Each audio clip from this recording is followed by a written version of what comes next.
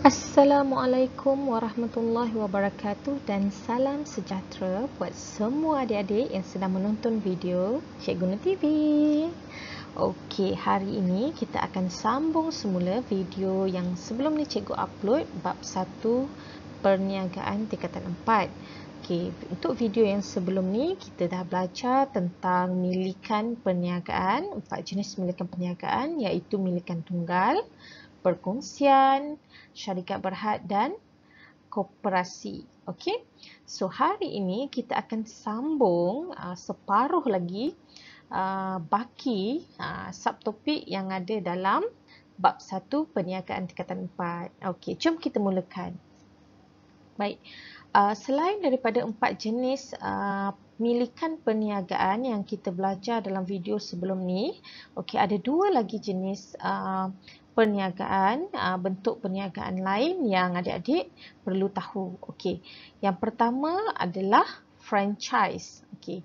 Cikgu percaya ramai di antara adik-adik semua ni dah biasa dengan perkataan franchise ni. Tapi apa itu franchise? Okey. So, franchise ni merupakan bentuk perniagaan yang merujuk pada hubungan antara dua pihak dari segi perjanjian urus niaga antara franchisor dan dengan franchisee. Okey, franchisor dengan franchisee. Okey, nanti kita tengok apa maksud franchisor dan siapa pula franchisee. Okey. Baik, ini adalah ciri-ciri umum franchise. Okey, ciri-ciri umum franchise ni dia mengikut Akta Franchise 1998 ya. Okey, antaranya adalah cikgu bacakan ya untuk murid-murid yang tak dapat melihat. Okey, cikgu bacakan, boleh dengar ya. Okey, ciri-ciri umum perniagaan franchise adalah seperti berikut. Yang pertama, perniagaan mesti dikendalikan mengikut sistem yang telah ditetapkan oleh franchisor. Okey, yang kedua, perniagaan dijalankan mengikut tempoh yang ditetapkan dalam perjanjian. Yang ketiga, franchisee berhak untuk menggunakan cap atau rahsia dagangan milik franchisor. Yang keempat, franchisor mengenakan kawalan berterusan kepada franchisee. Okay, franchisor bertanggungjawab untuk memberikan bantuan kepada franchisee.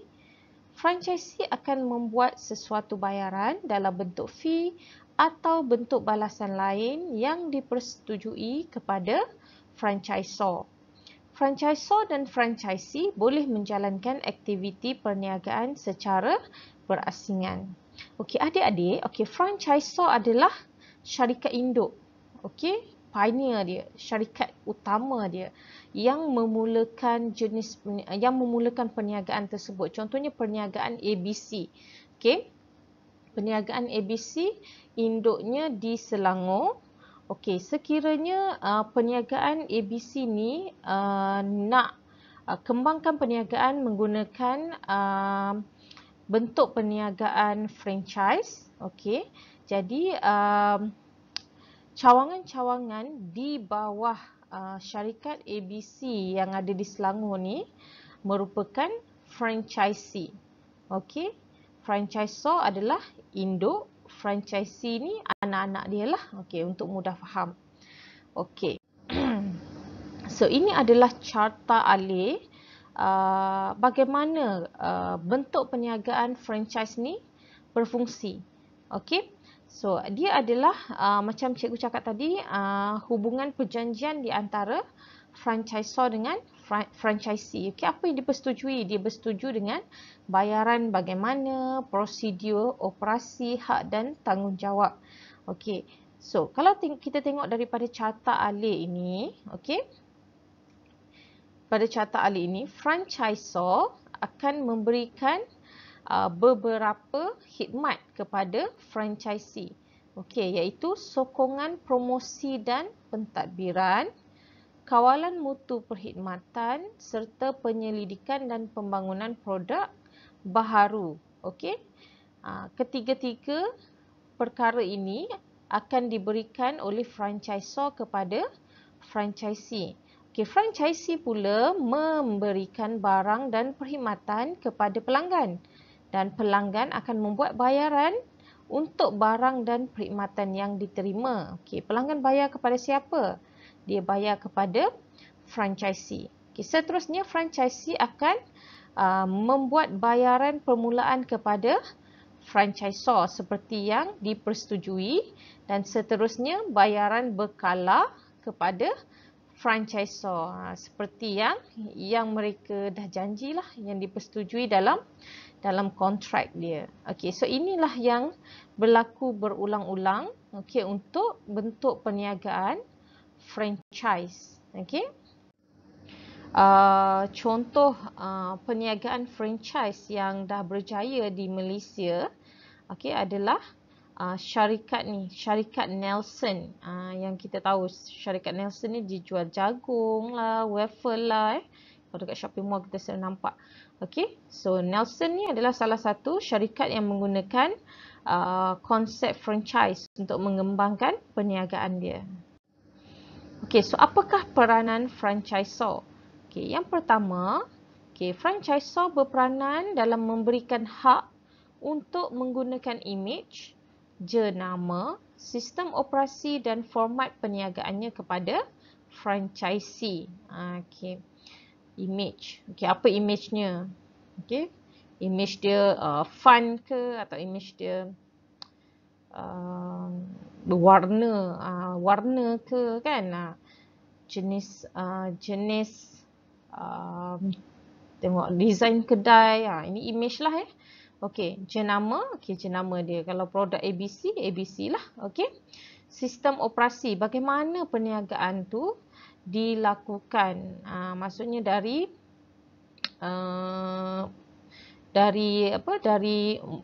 awal proses dari peringkat awal tu sehinggalah kepada pelanggan tu. Okey, ini adalah franchisor lah yang dia akan ajar kepada franchisee sistem operasinya. Format perniagaan pun sama. Okey, franchisor juga mempunyai tanggungjawab dan kewajipan untuk menyediakan blueprint.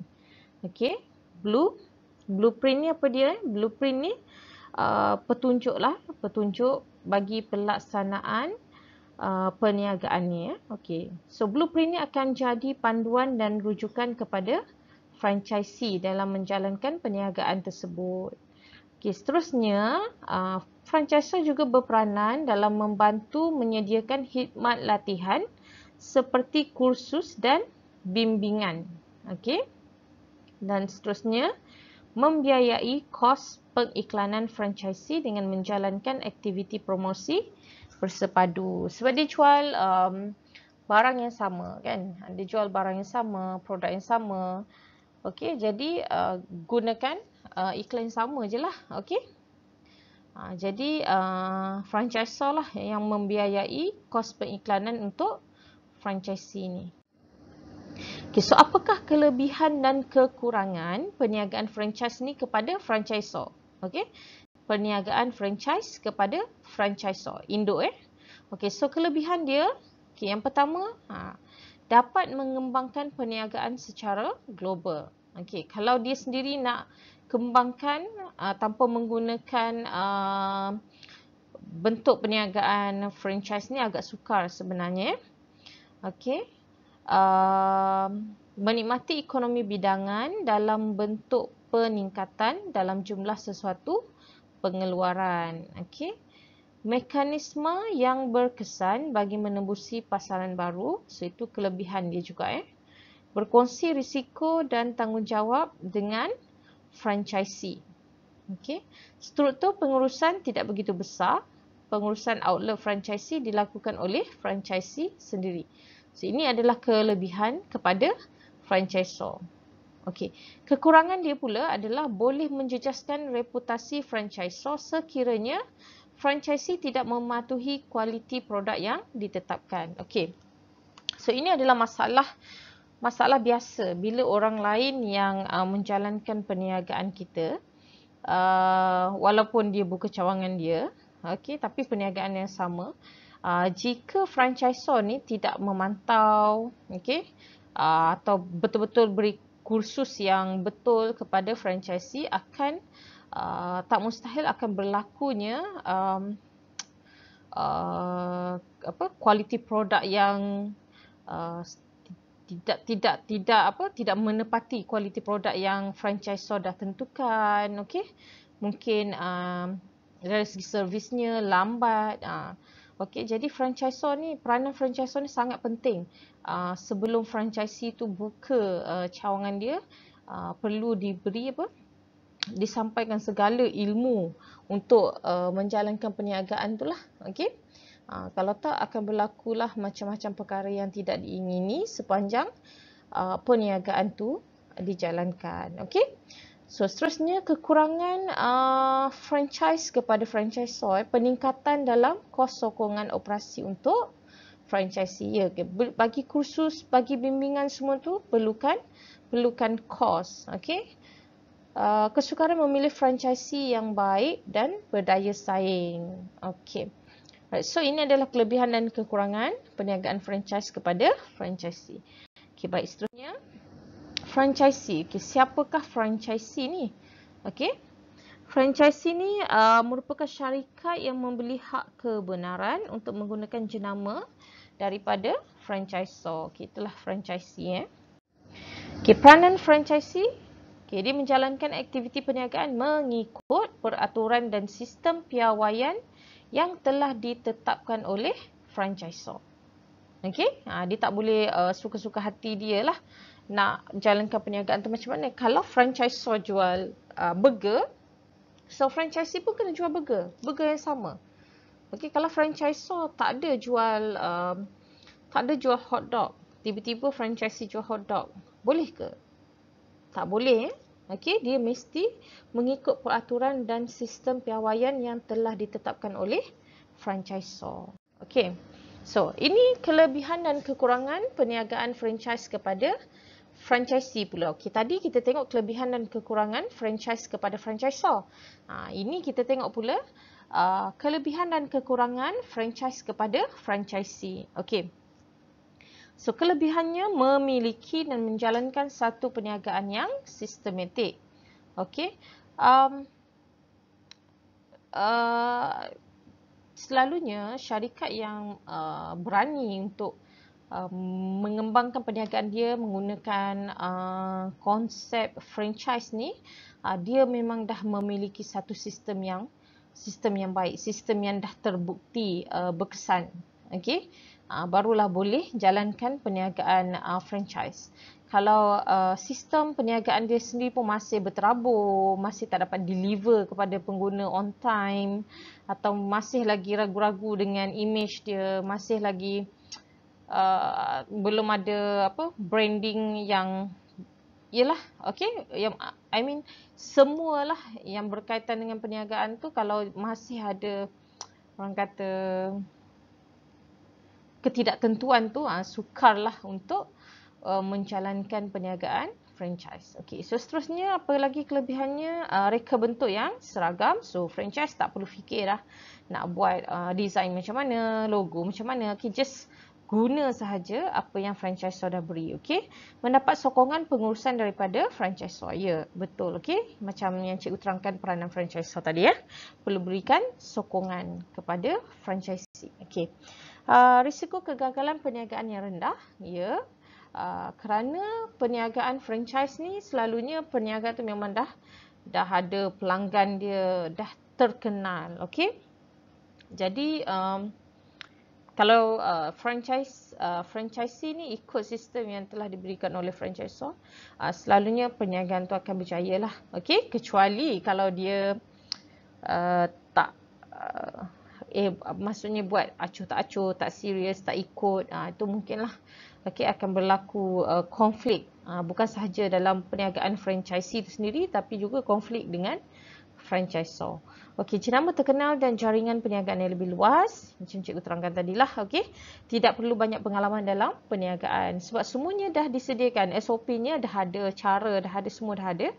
Jadi tak perlu banyak pengalaman dalam perniagaan, follow sahaja follow saja SOP yang diberikan oleh franchisor, bolehlah jalankan perniagaan tersebut. Okey, so itu kelebihannya. Apa pula kekurangan franchise kepada franchisee? Okey, So, yang pertama perlu mengawal kualiti barang kerana boleh menjejaskan nama baik franchisor. Okey. Terikat dengan perjanjian franchise dan bergantung kepada franchisor. Itu betul. Kadang-kadang franchise ni lebih kreatif daripada franchisor, tetapi dia tak boleh nak buat apa-apa kerana segala ketetapan, segala keputusan tu daripada franchisor. Dia tak boleh suka-suka nak ubah. Okey, walaupun apa yang dicadangkan tu lebih baik, tapi kalau franchisor tak setuju, franchisee tak boleh nak buat. Okey. So tu kekurangan dia. Tiada inovasi dan inisiatif sendiri untuk memajukan perniagaan. Inilah tiada inovasi, tak ada benda yang baru. Semuanya follow sahaja apa yang diberikan oleh franchisor. So itu adalah kekurangan franchise kepada franchisee. Okey. Baik, seterusnya kita masuk kepada usaha sama. Okey, usaha sama ni merupakan suatu perkongsian strategik antara dua atau lebih individu yang bersetuju untuk bekerjasama mengeluarkan barang atau perkhidmatan dalam jangka masa tertentu. Okey. So dalam usaha sama ni, okey, kedua-dua pihak tu akan membentuk sebuah identiti baru ataupun syarikat baru. Okey, untuk sama-sama kawal, okey, dan uruskan syarikat baru tu, okey, supaya untuk mencapai objektif projek-projek tertentu lah. Okey, jadi modal pun akan disumbangkan oleh kedua-dua syarikat yang menjalankan perkongsian usaha sama ni. Okey, so apakah tujuan usaha sama? Apakah tujuannya? Okey, meningkatkan kedudukan syarikat, berkongsi kepakaran dan menambahkan keuntungan perniagaan pemilik. Okey, apabila sesuatu usaha sama telah berjaya atau tercapai objektifnya, syarikat usaha sama selalunya akan dibubarkan. Selalunya usaha sama ni dia bukanlah kekal, bersifat kekal. Dia akan dibubarkan selalunya. Okey. Dan kalau ada projek lain lagi, kalau at that time dia masih nak bekerjasama, dia akan meterai perjanjian barulah. Okey. Yang sebelum tu akan dibubarkan. Okey. Kedua-dua syarikat juga dapat meningkatkan dana perniagaan dan seterusnya meningkatkan keuntungan. Okey. Baik, jom kita tengok apakah kelebihan dan kekurangan usaha sama. Okey. Kelebihan dan kekurangan usaha sama. So, kelebihannya adalah membantu perniagaan untuk memperluaskan asas perniagaan. Jadi, syarikat boleh menjalankan perniagaan di tempat yang belum pernah diteroka. Okey. Seterusnya, dapat meningkatkan dana keuangan dan tenaga kerja untuk menjalankan sesuatu projek. Okey, kadang-kadang sesebuah syarikat tak semestinya dia ada semua kemahiran, kepakaran dan mungkin tak mampu untuk menanggung kos untuk sesuatu projek. Jadi dia bila dia wujudkan syarikat melalui perkongsian usaha sama, okey, secara tak langsung dapat meningkatkan dana keuangan dan tenaga kerja untuk selesaikan projek yang dia dapat. Okey. So, meningkatkan pengeluaran kerana pasaran adalah lebih besar. Yes. Okay, mendapat teknologi baru dan terkini dengan bekerjasama dalam pengeluaran. Okay, mungkin sebelum ni syarikat tu tak ada teknologi tu, tapi bila dibuat usaha sama, syarikat tu boleh supply teknologi. Dan sama juga mungkin syarikat tu tak ada kepakaran yang kita ada dan kita supply kepakaran tu kepada syarikat tu dalam masa yang sama, bersama-sama untuk selesaikan projek itu. Okay. Mudah untuk mendapatkan bahan mentah. Okey, harta individu aset serta pegangan dalam aset asal dikekalkan. Risiko dalam perniagaan dapat dikongsi kerana risiko ditanggung oleh kedua-dua belah syarikat. Okey. So kalau anything happen to the project, kedua-dua syarikat akan menanggung kerugian tersebut. Okey. Kekurangan visi dan misi yang berbeza antara pihak yang bergabung menyebabkan berlakunya konflik. Yes. Okey, setiap syarikat visi dan misinya tak sama. Okey, bila visinya dan misinya tak sama, jadi sukar sebenarnya untuk bekerjasama. Tapi sebab itulah syarikat usaha sama ni selalunya jangka masa pendek sahaja untuk selesaikan projek saja. Selepas projek selesai akan dibubarkan. Sebab visi dan misi tu tak sama. Apa yang majikan A nak, tak sama dengan apa yang majikan B nak. Okey. Perbezaan budaya dan cara pengurusan yang berbeza dalam menjalankan sesebuah perniagaan boleh membawa masalah kepada pengurusan pada masa hadapan. Ni betul. Okey, mungkin syarikat A waktu kerjanya pukul 8, syarikat B waktu kerjanya fleksibel. Jadi bila mereka bekerjasama, dia akan jadi kecelaruan dekat situ. Okey, mungkin akan berlaku konflik lah antara kedua-dua syarikat. Okey. Sebab tu kalau syarikat usaha sama ni sangat penting untuk ada kontrak yang mana kontrak tu dipersetujui, dan sekiranya berlaku apa-apa masalah sepanjang projek tu berlangsung, kedua-dua syarikat boleh rujuk kepada kontrak tersebut lah. Okey, untuk menyelesaikan masalah. Okey. So, jadi cikgu akan stop dekat sini untuk video ni sebab kita masih ada banyak lagi subtopik dalam bab 1. So cikgu tak nak video ni terlalu panjang, dan kita akan jumpa dalam video bab 1 perniagaan tingkatan 4 part 3 okey, bahagian 3. Yang bahagian 3 tu kita akan habiskan bab 1 ni, okey. Alright, itu saja. Jangan lupa tengok video cikgu yang seterusnya. So baru complete adik-adik punya bab 1 lah. Okey. Alright, itu saja. Assalamualaikum. Stay safe. Okay, stay at home. Kita jaga kita. Okay, bye.